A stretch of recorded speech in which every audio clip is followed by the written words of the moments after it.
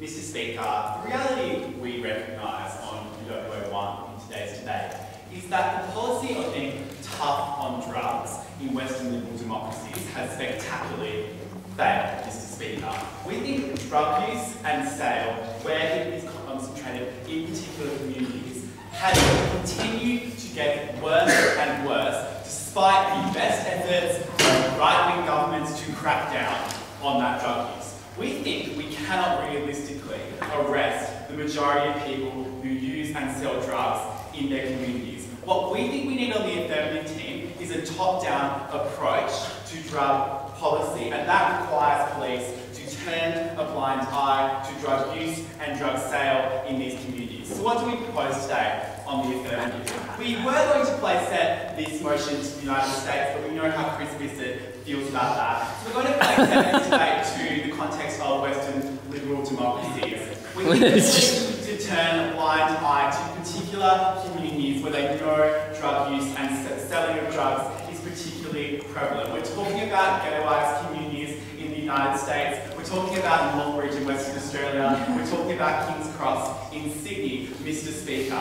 We still support the prosecution of other crimes in those communities. And in fact, we're going to explain to you why the prosecution of other crimes is easier under our proposal. I have 2 points of view at first affirmative in today's debate. Firstly, why in principle this maximises the role of the police in law enforcement, and secondly, the practical outcomes of this policy. So firstly, on principle, why this is within and maximises the role of law enforcement.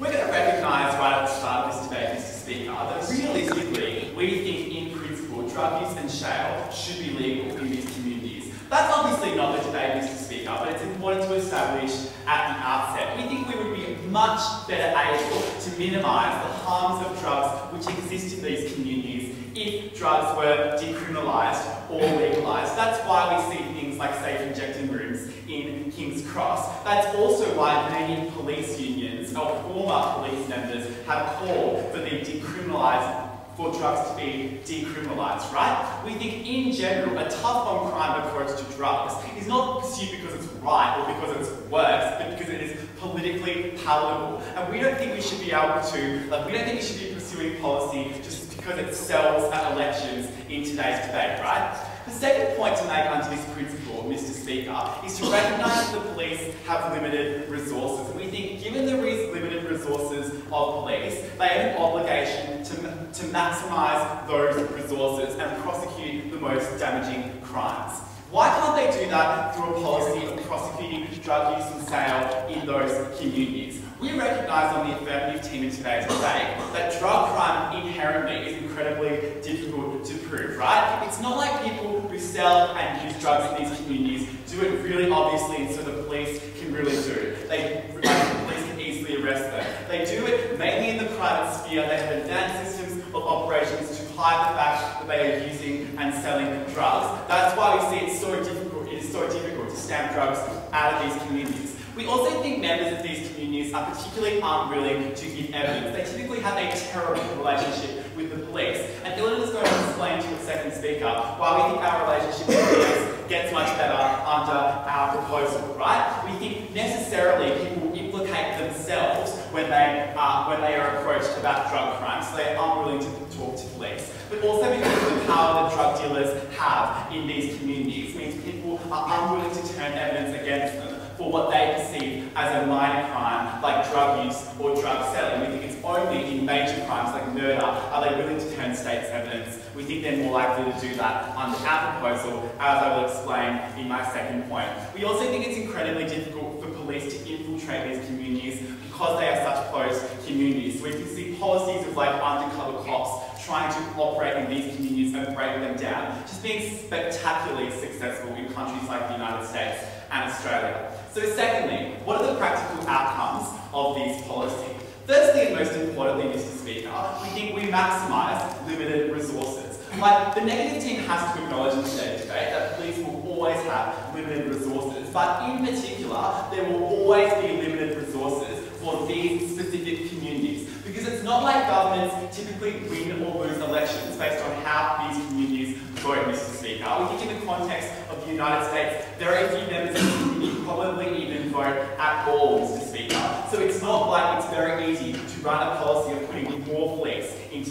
communities, right? So given that we recognise that there will always be a limited amount of police in those communities, we think the obligation of police is to prosecute the most damaging crimes. It's not like drug dealers who operate in these communities only sell and buy drugs, right? The worst and most damaging crimes they commit are the people at the top of the chain, and they're crimes like murder, they're crimes like very, very serious assault. We think we're better able to prosecute those crimes when we turn a blind eye to drug use and selling, because we think people are more willing to come forward and give evidence about those types of crimes when they know they won't be prosecuted for possessing drugs, when they know they won't be prosecuted for being involved in a drug group. Currently, these communities are just unwilling to operate with police at all. The status quo is not working at all, Mr. Speaker.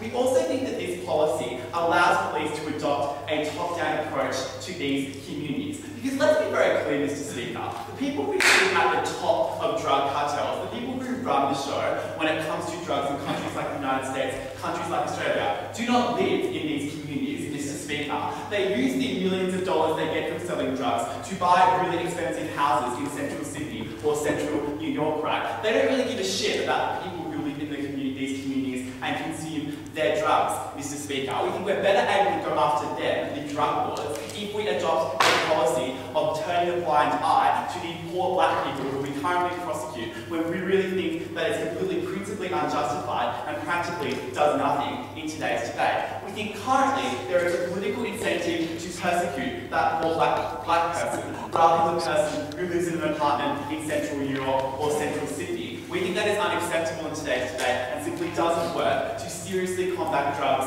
in the long run. We also think this changes the way these communities view police. We think on the affirmative team in today's debate, the relationship between police and these communities is like antagonistic, to say the very least, Mr. Speaker. We think this antagonism is like completely due to the fact that we see drug use and selling being prosecuted so disproportionately in these communities, because drug use and selling disproportionately occurs in these communities. We think what we do when we say to these communities the police is turning a blind eye to drug use and selling is that these people are willing to work with the police to prosecute the more serious crime that we do not want occurring in these communities. Because we recognise that while drug use is more prevalent in these communities, so is murder, so is serious assault, so is sexual assault. And we don't think we have the capacity to crack down on these crimes if we continue to go after drugs, because drugs are the crime that sells at elections. We also think this policy allows police to get people into rehabilitation, which realistically is what they really need in today's debate. People are unwilling to talk to police who recommend rehab when they are fearful of being prosecuted for taking drugs. We also think that police taking an active stand against the state, saying we will not do what they tell us to, we will turn the blind eye, increases trust in the police force. That is a good thing in today's debate. Mr. Speaker, the status quo is failing. We are proud to oppose. Greatest prevalence. So where there are areas of the highest concentration of drug use and sale, we believe the state's role in acting is maximised. We're happy to stand behind better drug laws. To be very clear, we don't support racist drug laws or police that waste their resources on the lowest level users at the expense of higher level people. What we believe in, what we're not willing to stand for is impunity for dealers, and that's what we'll stand behind in this debate. A few points of rebuttal. Firstly, is the war on drugs an inherent failure that should be abandoned? We accept that the war on drugs is difficult. We accept that to different extents it can be difficult to prosecute drug use. But we don't think it's impossible. To the extent that the police don't have resources now, we're happy to give them resources, because we think the pernicious externalities of drug use and sale are something that cannot be ignored by the state. Let's be very clear on ways that we can and do crack down on drug usage. We supervise key sites where people get drugs. We crack down on the import of drugs by cracking down on the process of entering the country. We use undercover cops that are apparently spectacularly successful in actually prosecuting these drugs. We're happy to ramp up any of those policies to crack down on those dealers. We don't think the war on drugs is necessarily inherently flawed. And moreover, we think it's the wrong benchmark to say, if we can't stop all the usage of drugs, it's fair. We think we need to contrast it with the alternative of allowing these safe zones, which I'll show you as worst parts. What we heard from the opposition is decriminalisation is largely the best bet. But to the extent that that's true, you need a high degree of police enforcement for that to work. So if you want like a safe injecting room to work effectively, we don't think what you do is abdicate the police presence and allow drug dealers more power to give people drugs which they may die from because of the poor quality or the poor usage. We think that shifting the focus towards drug dealers actually misses the point here. It empowers those who undermine any of the more humane, rehabilitative policies that we're happy to stand behind when appropriate. Secondly, in terms of the prosecution of other crimes, what we heard from them is that we need to focus our resources on catching those people on the top, the people that don't live there. But that missed the realities of how we actually prosecute drug use. We think it often works by giving immunities to people lower down the chain to give testimony to ensure that those people are caught. If they know that they have no possibility of being prosecuted and have immunity for those crimes, why would they cooperate with the police? Why is there any likelihood that we'll catch the kingpins who live in New York? Moreover, in terms of resource differences, like we can have the police in New York dealing with the kingpins and the police in Harlem dealing with the lower level people. We think this problem is serious enough to commit significant state resources from the top to the bottom. Furthermore, and importantly, we think when you abdicate drug policing, you have less police in general in that particular community. That makes it harder to prosecute other crimes that they want to solve. I'll look at that in positive material. Finally, in terms of community cooperation, we think there's a few things to note here. We don't think the communities don't cooperate with the police just because they're prosecuting drug use and drug sale. We think it's often because of harmful forms of policing, of racist cops. We're happy to take whatever measures we need to take to try and fix that. The real problem is when you turn a blind eye to the entire community in which drug policy is interlinked with a huge number of other problems facing these ghettoized neighbourhoods. If we really want to fix the problem of cooperation, we're happy to give select communities to particular people to give testimony. We don't think that justifies a blanket immunity for everyone in that region to achieve that. 3 points of argumentation. Firstly, it's principally unjustified to the state to abdicate its enforcement responsibility. Secondly, safe zones facilitate the drug trade. And thirdly, this undermines community safety.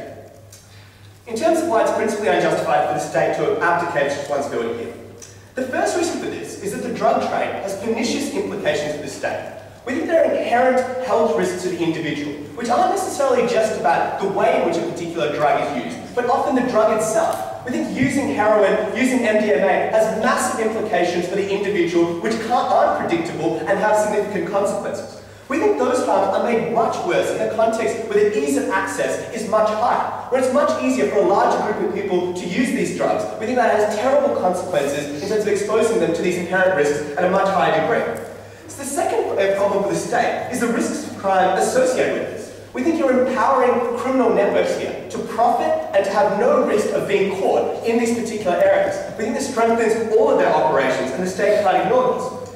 We think secondly, the state role is most magnified in the areas of greatest vulnerability. We don't think the state should be able to just ignore particular areas because they're a bit difficult to police. We think poverty or location shouldn't condemn you to a terrible, terrible life. And that's because it's unfair to the individuals who live in these areas for the state to ignore the prosecution of these crimes. We don't think people necessarily consented to living in Harlem or living in Northbridge, wherever that is. Often they don't have enough money to actually make a change. They don't have the opportunity to go to a nice ritzy apartment in South Bay. What does that mean? We think that these people are exposed to a massive increase in risk when the state withdraws its policing from drug use and sale. We don't think it's acceptable that these people's children are more likely to be accepted to drugs just because the police wanted to abdicate entire responsibility for policing that area. We think what this also does is it undermines any neighbourhood restoration. We don't think you're likely to have good schools. We don't think you're likely to improve property prices when this is a neighbourhood ghetto where the drug trade proliferates. I think that's unconscionable to condemn these people to that. We also think all policing is less likely to occur, ladies and gentlemen. We think the drug trade is interlinked with other types of crimes because the profits used are often funneled into the gun trade, into illegal liquor, ladies and gentlemen. We think that these things are significant and the state can't abdicate its role. Secondly, safe zones facilitate the drug trade. We think the opposition's plan facilitates the interests of drug gangs for four reasons. First, profits can be redirected. So even if gangs profit in this particular area, they can use that money for their other operations. They can use this money to fund their expansion into other areas. They can use it to buy guns which enable them to win turf wars. So to insulate this problem, this is the integrated nature of the drug market and the way the drug gangs work. Secondly, it's easier to recruit members. When a member of a drug gang knows that they have no risk of being caught, provided they operate in this area, it's easier to get henchmen on the ground to allow them to get profits. Thirdly, it's harder to prosecute these gangs when you can't prosecute low-level members to ensure that the higher-up people get prosecuted. Fourthly, we think you increase the use of drugs. We think what the opposition plan does is it lowers the gateway barrier for some users to take up drugs. For some people, knowing that they can never be caught is an important reason that makes it more attractive to take up drugs. We accept this isn't the only factor driving use, but we think it's one disincentive under the status quo that's entirely eliminated by the opposition plan. We think that's harmful to make this more respectable. And furthermore, it undermines the state message on drugs. We think the state needs to send a consistent message that isn't dependent on the difficulty of policing. If we say this problem isn't serious enough, or we can just ignore it in a particular area, the credibility of that message is undermined. That's unconscionable. Finally, this undermines community safety. We think what the opposition plan does, plain and simple, is condemn certain neighbourhoods to becoming hellholes. So why is that? We think there's still a very high likelihood of violence within these areas.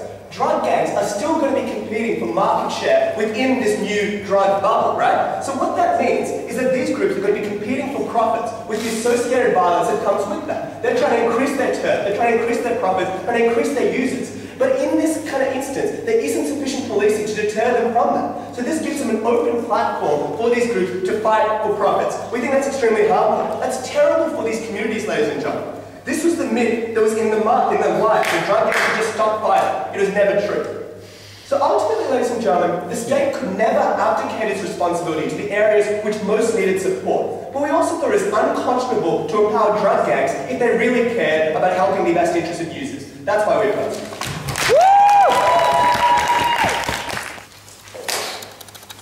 Mr. Speaker, the unfortunate reality of the context in which this debate takes place is that the status quo is stable. It's not like these communities have been effectively protected by police. It's not like police have been successful in enforcing drug laws in these communities or preventing crime from occurring. These communities are like ghettos and trouble areas for a reason. It's not for want of trying on the part of the police, right?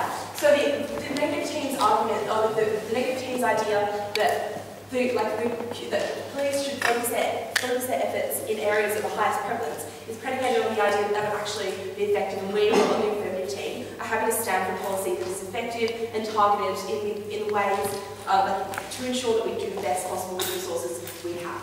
So on this first issue, whether the state can, as a negative team pointed, abdicate responsibility for these areas. We say the state is not abdicating its responsibility entirely for these areas, right? We do not suggest that you stop prosecuting crime in these areas. Jeremy brought you at first the principle that when it comes to these really difficult areas where there's a high amount of crime, whether that be drugs, violence, etc., the state has to prioritise the sort of crimes that the police are going to prosecute. And we think those are the violent crimes. We think those are things like murder, things like assault, not the sale and use of drugs. And we think police resources are wasted when they're put into prosecuting those sorts of things instead. So we think that whenever it comes to these communities, we're talking about a balance. We want that balance to fall on the side of prosecuting the more damaging crimes. Secondly, on this issue, whether we can actually stamp out drugs in these communities. And firstly, we'd say that empirically, it's failed in these communities, right? That's why we're having the debate. It's like these communities are rife with drugs and it's not going to try and be part of the police. But further, we think you're never going to make it popular and get enough political support to prosecute a war on drugs in these communities either, because white people and people in power care about drugs when it affects white people, not when it affects these communities which are already really disadvantaged. So we just don't think you'd ever have political capital anyway, even if it were going to work in these communities. Thirdly, we also think that if you really want to stamp out drugs in these communities, the worst thing you can do is have police cracking down on them. Because that means that instead of people trusting the police to provide them with rehabilitation, to take them to safe injecting rooms, people are scared that the police are going to chuck them in jail or give them a fine. That doesn't do anything to minimise the harms that drugs cause in these communities. We think the most important thing is people trusting the police, and that is undermined by police prosecuting people using and selling drugs. So then, on this issue of whether we can effectively deal with this issue by giving immunities to low-level users when it comes to prosecuting, we'd say firstly, users when they're using drugs don't know that the police, for a fact, are going to give them an immunity and decide not to prosecute them, right? So whilst you might have a policy of sporadically giving people immunity and not prosecuting them for using or selling drugs, those people don't know it. So there's no guarantee that if they hand over information to the police or they cooperate with police, that they're not going to get in trouble themselves. So that policy doesn't work unless you make sure that you don't prosecute them, which is what we do on our side of the house. So if people feel reprisal attacks from people who have supplied supplied them with drugs from people who are empowered within these ghetto communities. So even if you offer people immunity, it doesn't necessarily incentivise them to take that risk, right? When they know that there's some risk that the police will prosecute anyway. Secondly, we just don't think you catch kingpins by giving immunity necessarily. It's not like the average user of drugs in these communities got their drugs from the boss. Like, it goes through a massive chain where drugs are passed down. We just don't think these people have enough information to realistically catch the people we want to catch. We think the people we want to catch actually often don't live in these ghetto communities because they can afford, through various organised crime things, to live in areas outside of this. So we think that's really damaging. Okay. Lastly, on whether it, we think this also directly, is relevant to Jeremy's material about how, when you're talking about empowering criminal networks, you do absolutely nothing by targeting the end users and the end sellers on the ground in these communities, because they're not the ones who realistically run these drug organisations. So moving on to my substandard matter, which is why very sort of people who are likely to get working as police in these communities and very sort of people who don't want working as police in these communities, and how our proposal fixes this problem. So let's think about the sort of person who would be happy to be working as a police officer in communities where the drug abuse is really prevalent. We're often talking about African American ghettos where there's a lot of poverty, a lot of violence, a lot of serious disadvantage. Okay, we're not talking about happy, really great communities. And we think firstly we have to recognise that a lot of these people use and sell drugs because they're victims of circumstance. They're people who have been brought up with a really substandard education. They've been brought up in a community where there's a lot of violence, where effectively there's no hope for a better future for these people. And we think that the average human being would find it really soul-destroying to be in a job where their job was to prosecute poor young black people in a community for using drugs and thinking that they were actually doing something something noble in the name of law enforcement, when they really know that their prosecution of that person doesn't actually fix any of the problems which cause these people to go to drugs in the first place, which cause the crime in these communities, right? So we think you're much more likely to the sort of people who get work as police officers in these communities under the status quo are more likely to be white people, not from these communities in the first place, people who don't understand the issues that these communities face, people who are more likely to act racistly as a police officer. We think that's really harmful. And we also see that people who manage to escape these communities and these ghettos and who want to do things like go into the police force almost always request to not be posted in that particular police force because it's so difficult for them to work in these areas, particularly when the government pursues policies like prosecuting the use and sale of drugs, when these people from these communities know that that is not a big issue in their community and that there's absolutely nothing to help those people. So why, under our model, well, we say under our model, we're more likely to get people from those communities, who go into the police force, then have to work in those communities as part of the police force, right? Because we think they feel like they're actually doing something constructive, and when they are no longer being told to focus on this really minor issue within these communities, it's really in a really counterproductive way. And we think it's much better when we have people from these communities going into the police force in these areas. Firstly, because these people know these communities, right? They have knowledge of the gangs and the groups which operate within these communities. They know who are the people empowered in those communities. They know people, family, friends, whoever, who can give them information when they're tracking down people for assault or murder. We think that's really, really valuable.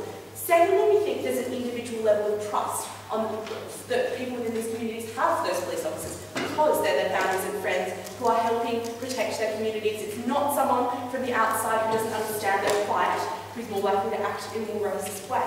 Thirdly, we think that you increase the trust of police generally within these communities because we think that you minimise the chance, or you decrease the number of police who are likely to act in a racist manner, and we think that the more you can decrease the feeling within these communities that the police are against you because you're black, are more likely to act racistly towards you because you're black, we think that's really positive for changing perceptions of police. And lastly, because we think that the best people to actually propose and discuss policy to fix the real underlying issues in these communities are from communities who've grown up there, who also work on the law enforcement side of those communities as well, and can see both sides. So because we recognise in this debate, it was not a question of to fix absolutely everything in these communities. We recognise there are much more serious issues that happen in this community. We want to do the best with our resources. We're very proud to focus. Ladies and gentlemen, no one likes the harshest consequences of the current war on drugs. That doesn't make the affirmative team model an improvement. And we heard no response across Eleanor's speech to any of Kieran's material about the increase in violence within those communities, about the funding for cartels that they would be able to bring out of those communities, about perceptions of abandonment within those communities and what that did to those communities and to the ability to improve those communities in any way whatsoever. I'm going to talk in my speech about what we do to the international war on drugs by adopting this policy. But I want to deal with 2 points of rebuttal first. Firstly, what do they do to policing of the drug trade? And secondly, what do they do to those communities they abandon in the process? Let's talk about policing. The affirmative team said we should prosecute those at the top instead. We broadly agree, but we question how you do that without witnesses. And they said, well, we'll get witnesses when they trust police. Okay, you're relying on people who want to buy drugs from somewhere, who are addicted, who are so addicted as to go to these ghettoized communities and buy them. You're relying on those people altruistically coming forward and attempting to prosecute the people further up that chain, with no ability to offer them any kind of incentive. We question why they would. We question what you've done to convince them that ending the source of the drugs that they consume and are addicted to is a good idea. The only way you break that chain, however long that chain is to catch someone somewhere along the way. And hot tip, those people who live in mansions in nice seaside areas of cities aren't walking around with cocaine in their pockets. We don't catch them on the street. We don't identify them running drugs through tunnels from Mexico, because they're not doing that. So if you want to catch the people at the top, you damn well need to prosecute those at the bottom, or at least have that credit available as an incentive to get them to testify. And then they say, well, immunity isn't much of an offer. If you're not certain whether you'll be offered it, you'll never come forward. First, we can and regularly do make public offers of immunity in return for information. We are happy to continue doing that. But secondly, we recognise the reality that mostly this happens when we've already called that person and have them sitting in a police interview room and can explicitly say to them, if you agree to testify, we will grant you absolute immunity from prosecution from anything that you happen to involve yourself in through your testimony. Then Elena said they fear reprisal. Great! Yet another reason why they currently don't come forward under your model. Yet another thing that you don't solve under your system. But importantly, no response to the funding of that drug trade more broadly, or the fact that people bought drugs in these communities and then used them elsewhere, spreading those problems of crime within that broader area in a way that attempting to isolate them to one area did nothing to resolve. But secondly, talk about those communities. Elena said we're already failing these communities and it's not for a want of trying. That is no excuse for giving up. That is a reason to try harder and try things that are more successful. Abandonment is very rarely a good policing strategy. We see no reason why ignoring crime would be a particularly remarkable strategy in this case. But then she said something really interesting. She said we're never going to have the political capital to really do something about this. White people in rich suburbs don't care about what's happening to black people in ghettos. Alright then, well your policy is a disaster then. If those people already don't care, fencing off areas and saying you don't need to care about them is a really good way to guarantee that you never get that political capital. If we thought that you were right, that those people didn't care, we would prefer to fence off mansions in Bel Air and have that trade happen there. Because that's at least a way to get that incentive. You don't create it, you make it much harder for anyone else to. They said they'd still prosecute other crimes. We questioned how well, when the very basis of their model was moving police out of those areas and letting those areas function as they wished. We questioned how likely you were to prevent those crimes from happening in the first place. We questioned how likely you were to catch people when those crimes were often intrinsically linked to the drug trade and your ability to prosecute it. But finally they said it's about broader trust. The affirmative team does nothing about police abuse and police racism.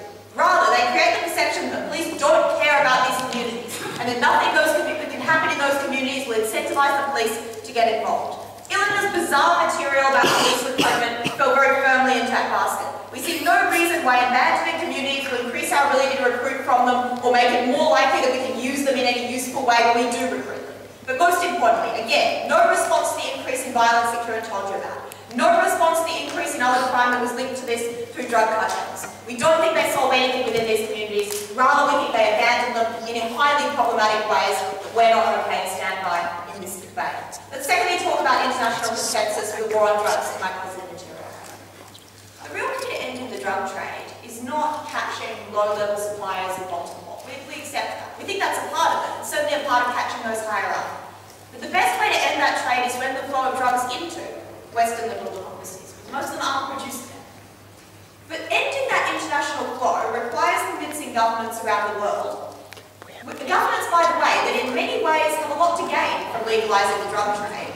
Countries like Mexico, Afghanistan, Bolivia, and Colombia, that they need to prioritise the safety of citizens around the world over their own citizens. Why is that? It's because drug wars in Mexico are largely fuelled by the lack of widely available passages across that border into America, and the fact that individual drug cartels battle to control those areas so that they can access those markets that are more lucrative than markets in Mexico.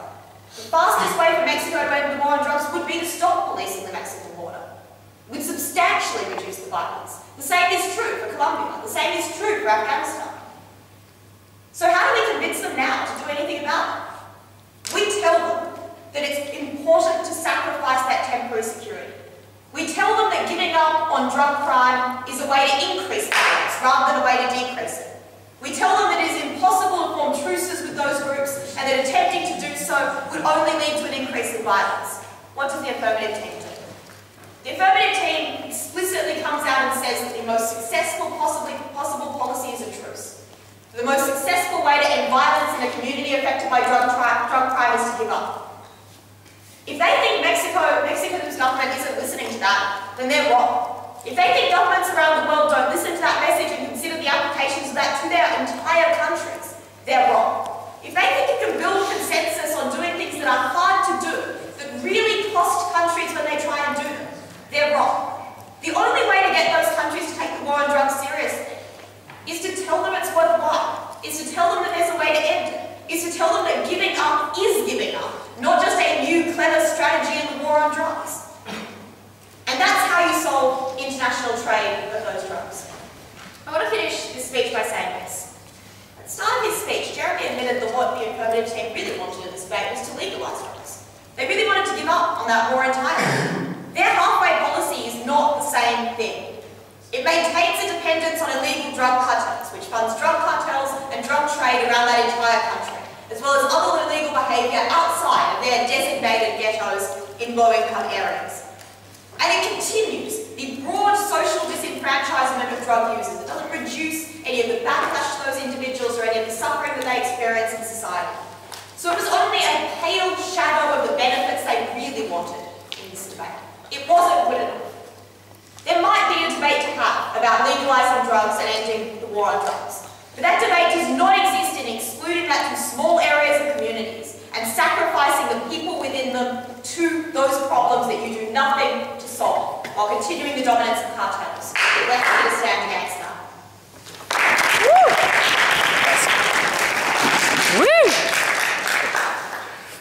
The easiest way for Mexico to end the violence around drugs that would exist in Mexico would be for them to give up. Even if it's true we never dealt with Kieran's material about violence surrounding drugs or ghettoized communities surrounding drugs, we would have had to, Mr. Speaker, because Madarin just conceded it in her second speaker argument. If it is true that Mexico giving up on the war on drugs would prevent the violence that Madarin wanted to say was so harmful, that is in fact the case we've been standing behind entirely down the line on this side of the House. So thank you for proving our argument, Madarin. I have one question really simple to ask in this debate, Mr. Speaker, and that is, what will this policy do to all the crimes and all the problems that surround drug culture? But firstly, I will quickly deal with principle. We think they misinterpreted the principle we presented to you right at the start of this debate. We told you that you had to recognise one thing in this debate, Mr. Speaker. That is that police resources are not infinite. And that means that police very often have to choose to turn blind eyes to things in order to maximise policing outcomes elsewhere. That's why we see police in the US refusing to do things like crack down on prostitution even when it's illegal, because they recognise that is a waste of the limited resources they have. That was the principle we stood to behind in today's debate, Mr. Speaker.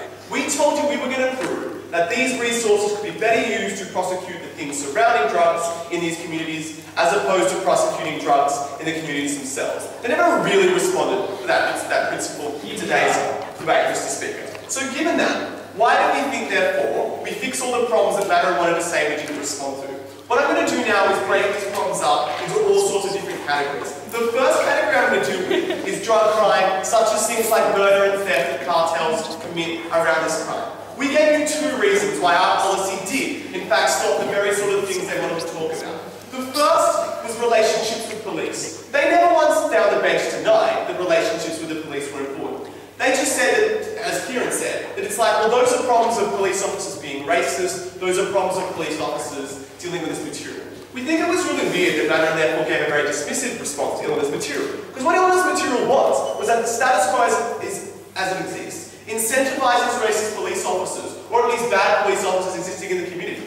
Mr. Speaker, it is really soul-destroying to sit there prosecuting poor black people victims of circumstance on a day-to-day basis, and it takes a special sort of police officer to be willing to do that. That's what Illinois is telling you. That's why we think this policy, their policy, structurally leads to more racist police officers existing in their community. Because it's very difficult to be anything but anti-black when your career goal and the thing you do on a daily basis as a police officer is to prosecute poor black people. They needed to deal with that matter and never did. So if it is true that we can see that racist police officers are really bad, we think you structurally entrench that problem. Secondly, resources. We told you the way you fight off things like murder, things like theft, is through police resources. They never disagreed that having more police officers was good for them. They once told us that apparently we were making police officers flee these areas and giving up in these areas. Our case was never that police officers should leave ghettoized communities, right? It was only ever they should change what they are actively choosing to pursue in ghettoized communities. That means that we think on a basic conception, Mr. Speaker,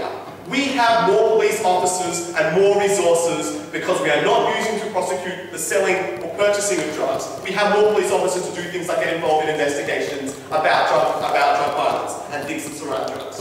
What was their other response? Well, we should just increase police resources. Not a very convincing response, Mr. Speaker, because A, if we increase police resources, we would think we should also put those resources into prosecuting those things. So even if it is true we can increase police resources in this debate, we should use those new resources to not prosecute the sale of drugs. We should also use those to prosecute things like murder. Second thing, ghettoization. This is what Kieran wanted to talk on about. He told us there were real harms to ghettoization. One, today's debate exists in the context of ghettos, right? If Kieran wanted to say that the problem in today's debate is that it does things like destroy access to education, that it does things like make it very hard for kids to go to schools, that's the status quo, Mr. Speaker. That is the system that exists under a world in which we choose to prosecute these drug crimes. We don't know if they've ever been to East Side New York where they pursue this policy, but it is just not true that you solve those problems by pursuing drug sale and consumption. Two, we in fact think prosecuting the consumption of drugs is terrifically harmful to ghettoization. It is a real problem for ghettoization that 30% of all young African American men will find themselves in jail at some point, and it is undeniable for those large portions of that community that is because they were involved in the purchasing or selling of drugs. You want to talk about ghettoization? It is really harmful to ghettoization when you are taking huge subsections of any given community out of that community. That's why we improve ghettoization and all the harms that Kieran wanted to talk about. Top-down approach, Mr. Speaker. They said we need to prosecute people on the ground to get to people on the top. Few responses. We firstly disagree. We think realistically the way drug crime prosecution in the US works is that politicians do things like hold district attorneys and chiefs of police to account for the pure number of people they arrest in drug crime. We think when we ban them from arresting those people, or if they choose not to arrest people, that gives district attorneys, politicians, and police chiefs a huge incentive to use the other mechanisms to go after the people on the top. We say prosecuting people on the bottom is actually a disincentive for police to prosecute people on the top, because we recognise in today's debate that white people want drug crime to stop, right? It's about the way in which they go about doing that. It is more politically expedient for them to go about doing that in a way that targets poor black people. We think if we force them to recognise that in fact the problem is the drug crimes that exist in their suburbs, that we improve that. They wanted to say you don't get people on the top unless you get people on the bottom. Actually, guys, it's really hard to catch people on the top through relying on things like people below them testifying. It just doesn't work, right? They fear a price or tax. We would actually say the major way in which you get people on the top of drug crimes is through doing things like monitoring international shipping of drugs, is through doing things like proving bank connections, like proving transfer statements between these things. We would point to the fact that finance policing is probably the major facet and tool that they use to take down people who exist at the top of drug crimes. We would say that arresting people on the bottom and asking them to reveal the secrets of the people on the top has failed as a policy, has undeniably failed, and we say the way we go about doing it is maximising the level of police resources, we have to pursue the more expedient means of doing things like monitoring transfers. Alright, final issue, international drug court. Not really sure what this was about, Madam Speaker, but it was kind of like we can't convince Mexico to keep fighting drugs if we pursue our policy. One, on this side of the house, we think Mexico should stop fighting drugs. That is like the case we presented to you. Welcome to the clash, madam. We would say that we think it is horrendous that 40,000 police officers have died fighting this war on drugs. We think it is horrendous that people on the ground in Mexico are dying in this war on drugs. We don't think even it's true that you can benefit the rest of the international community. You get to sacrifice those people on the ground in order to pursue your policy. But two, we disagree with the premise that we cannot still tell Mexico, if we wanted to fight that war on drugs, that they should still fight that war on drugs if we pursue this policy, right? We think it is more, but we are more than capable of being like, hey Mexico, it's still really important that you guys do things like fight these cartels, even if we have recognized in our home state. Why? Because we don't think we use rhetoric power to convince these South American countries to fight the war on drugs. That is just like a misconception. We think the way that the US chooses to do it is through like real tangible means, right? They provide financial incentives, they pressure them, they do other stuff. We don't think rhetoric and like a principled justification realistic matters in today's debate. Mr. Speaker, we don't think it is good that drug culture has all these harms that exist around it. The trick to stopping it though is to directly prosecute those harms. Even if it's true that we think that we should still be prosecuting the sale and consumption of drugs, we should only be doing so when that is more important than the things we prosecute around it. It is more important to prosecute things like murder and theft, and policing is undeniably a zero-sum game. Resources are finite. We want to pursue those policies. We were proud to stand in proposition. There have been two important underlying contentions on the affirmative side, and I want to say a foundational factor on both of those before we get into this debate. They told you that murder and theft and other types of non-drug crimes are the most important thing to focus on. You cannot stop the violence associated with the drug trade, or you cannot hope to do so effectively, while at the same time facilitating that same illicit drug market that requires and incentivizes the type of violence you are trying to stop. It is pointless to attempt to try and prevent that violence, while at the same time facilitating a system that creates the money, the reasons, the weapons, and the people that need to operate within that system of violence. The second clear point they've tried to raise is that policing is a zero-sum game in terms of resources.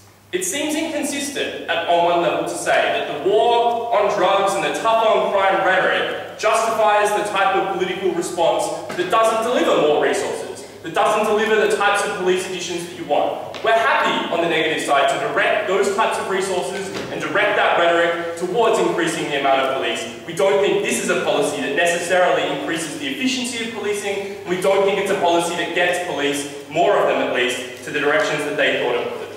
Two questions in this debate. Firstly, should we turn a blind eye to drug crime? And secondly, how do we best prevent non-drug crime?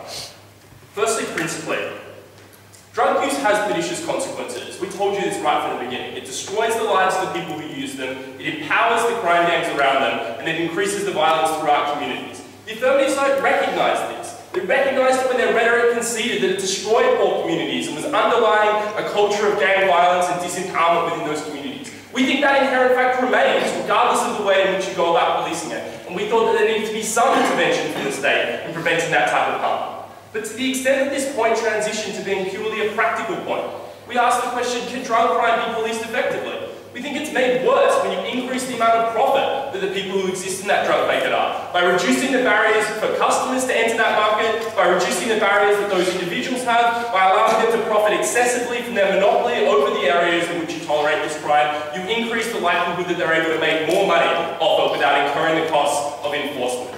We think that there are opportunities to do that in terms of tracking money, monitoring phones, getting informants, and making deals. All of those things are undermined when the drug gangs you are fighting are made more powerful. And that's what we'd say in terms of resources. As far as the politics go, there is always going to be money for more police, for the same reason that there is always political rhetoric behind being tough on crime.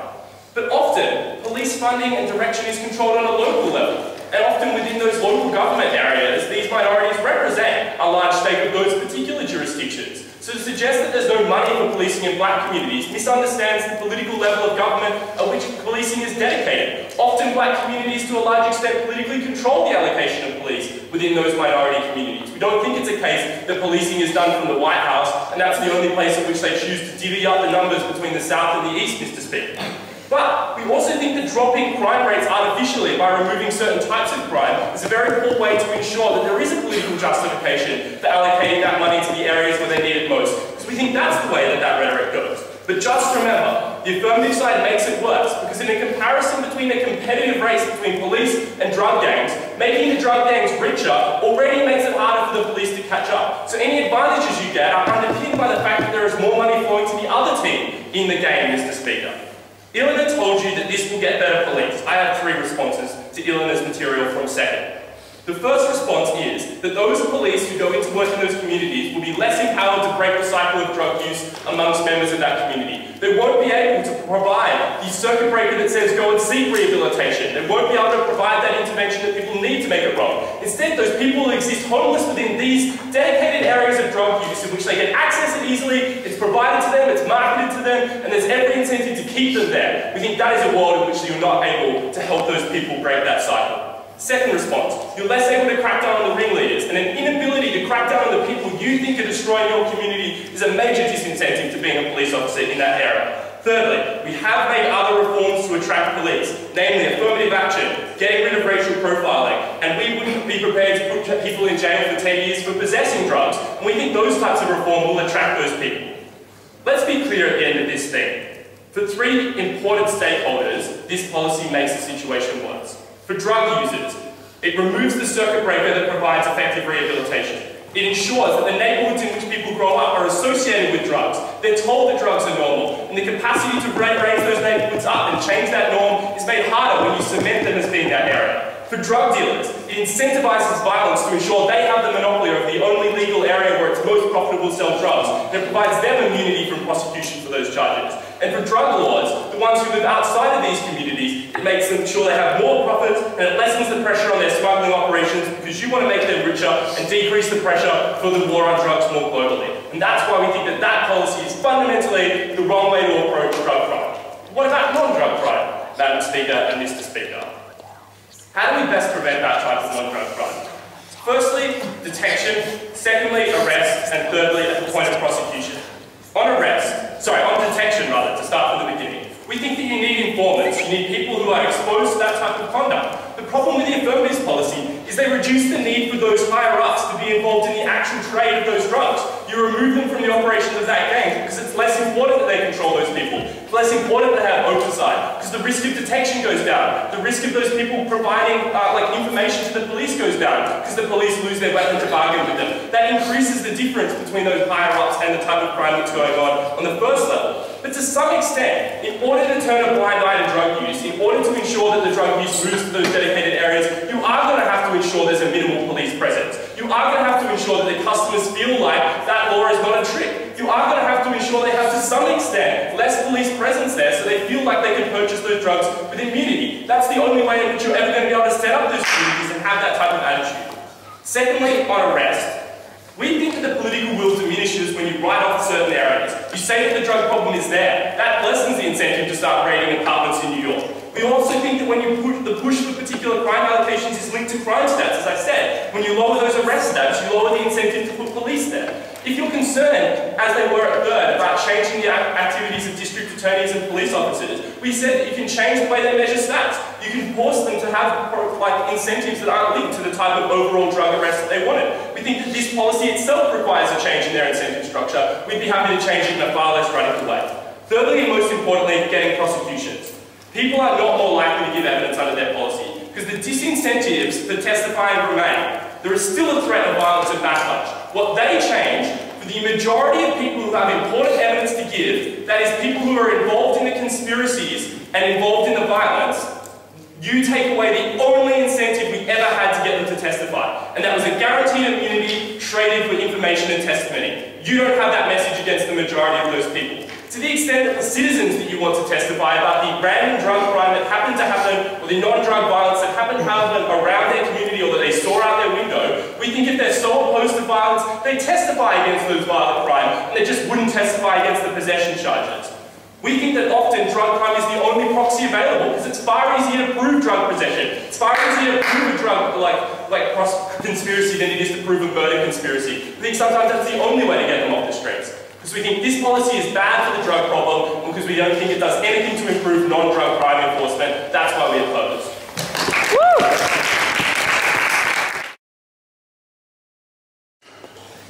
The first question in this debate was, is drug policing inherently incapable of working in disenfranchised communities? Both teams accepted that some degree of drug policing was justified. The affirmative team wanted to concentrate their resources on prosecuting high-up dealers in places like New York. On the negative side, we were happy to fix any resource asymmetries which meant that the wrong groups were over-policed. We never accepted on our side that racist policing was inherent, and we're happy to change police cultures whenever we could and change penalties wherever we could. But even if this was inherent, the affirmative team's material about using police as a tool of rehabilitation similarly suffered because they were relying on the same police to achieve their other goals. Even if fixing the problems with the current degree of policing and the current resource asymmetry wasn't possible, we provided you a more nuanced conception of the drug market, which explained why the opposition plan undermined our ability to catch those people at the top. We showed you that prosecuting lower-level users and sellers is integral to prosecuting those further up the chain. As Madeline showed you, what incentive did people have lower down the chain to give this information otherwise? And we never had a compelling reason from the opposition of how they'd get this information otherwise. But importantly, as I showed you in first speaker, a safe zone facilitated the profits and facilitated the interests of these gangs. It conferred a riskless monopoly on these groups, which always made it easier to buy guns, which always made it easier to expand operations, which almost made it easier to increase the number of users. So the affirmative plan undermined any policing under the status quo.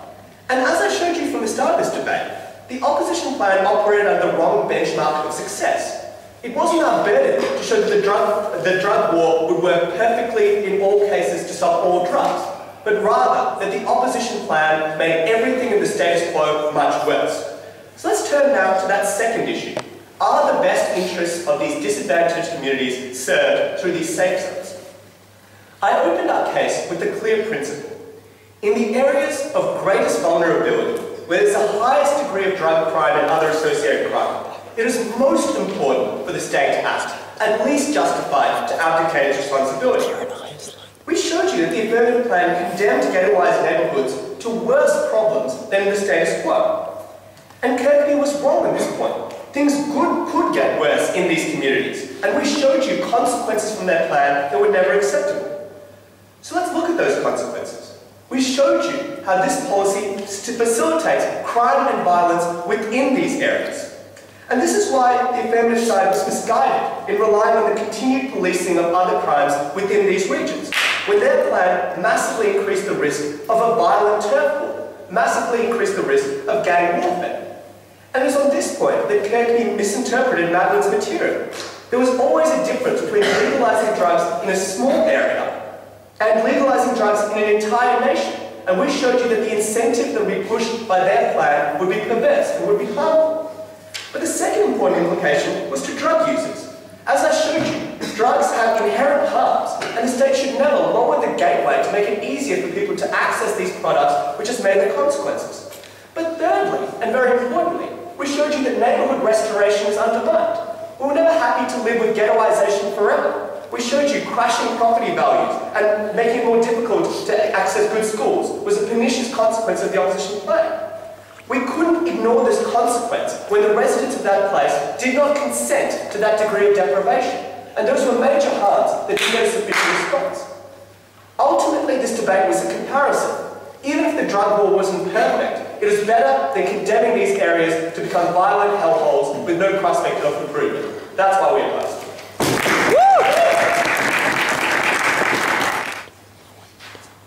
Two questions I would like Mr. Speaker.